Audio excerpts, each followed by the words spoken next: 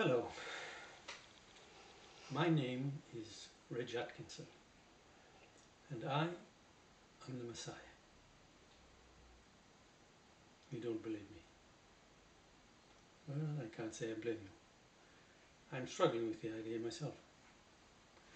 But this is not a wind-up, it's not a joke, I'm perfectly serious. In which case, no doubt you're wondering, why am I struggling? I'm not struggling to believe it. I believe it. No, let's back up a little. I don't believe it, I know. You see, I believe means exactly the same as I don't believe. Both mean I don't know. How then do I know? Did God tell me? How do I know it was God? Can a finite being know an infinite God? It gets complicated, doesn't it? Let me answer the did God tell me question first, shall I? No, he did not. At least, not in the way that you're thinking. There was no burning bush incident, as there was with Moses. Nor did Jesus appear to me at the foot of a mountain when I was a 16-year-old boy, as he did to Sun Myung Moon, founder and self-appointed Messiah of the Unification Church, formerly known as the Moonies. You see, anyone can make up a story, and if they find people gullible and foolish enough to believe them, therein are the foundations of an institutional religion, ready and fully prepared to lead the believers on a merry trek to nowhere. The world is full of religious institutions, hundreds of them, confusing and deluding gullible people, and more often than not even themselves. Since God does not and never has spoken or appeared to us, except through the fables of people who are quite able to tell us lies, the only evidence we have of him, of her, of it, that can be trusted is in the creation. You want to learn something about an artist, examine his paintings. A musician, listen to the music. You can't know an infinite God entirely, but you can know something about him by examining his work, the work of his creation. And it's from God's creation that I get my identity and my authority. The science that I hope to introduce you to states clearly that the people of the human race must unite in order to survive and prosper. And to unite, they must do so under a single leader. More than one, and the result is dichotomy, which leads inevitably to destruction. The science demands one leader, and that leader must be the one who introduces us to the science. Believe me, I don't want this job. So please, if you can calculate me out of this unenviable position that I find myself in, feel free to do so. I'll sincerely appreciate your effort. And the truth shall set you free, says John chapter 8, verse 32. What is the truth from which we need to be freed? The Messiah, according to the same John, is the way, the truth, and the life. Is he or isn't he? That's for you to decide. But if he is, he will need some answers. I'm not saying those answers are the criterion for identifying the Messiah, but I do have answers. I can take away the sins of the world also. And once again, you don't have to believe me. I shall prove it to you. And there's no need for you to humiliate yourself on your knees in a confessional box. Would you like me to show you how to move mountains with faith? Surely you'd like to know how to do that. Is there a contradiction there? I'm going to show you how to move mountains with faith, but I'm not asking you to believe me. It's not a contradiction. I'll show you how to move mountains with faith, but you don't have to believe I can show you. You need faith to move the mountain, not to believe me. Unlike all the religious leaders, I'm not in the business of faith. What I'm offering is science. God is a scientist, an engineer, a technician, a creator, not a preacher, a priest, an imam or a rabbi. God never asked you to believe anything. Religious leaders are the ones asking you to believe that God asked you to believe, and in the asking, they lie. Yes, they lie. And it is because I know it, and they know that I know it, that they will never accept my challenge. Challenge? What challenge? I've written a book entitled Crucifiction. That's fiction as in made up, not true. Crucifiction, the Messianic law and the challenge. That's the title.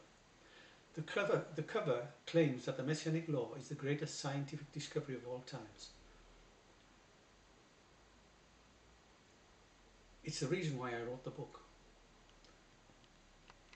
The Messiah and now the greatest scientific discovery of all time. Can it get any more fanciful? Is that what you're thinking? Well, I can understand that. But think of how foolish I'm going to look if I can't prove it. Perhaps I'm an exhibitionist, a publicity seeker. Believe me, I'm not.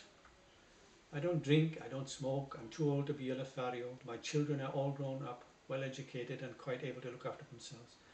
So I have no need of inordinate personal wealth, and the last thing I want or need at my age is fame and ridicule.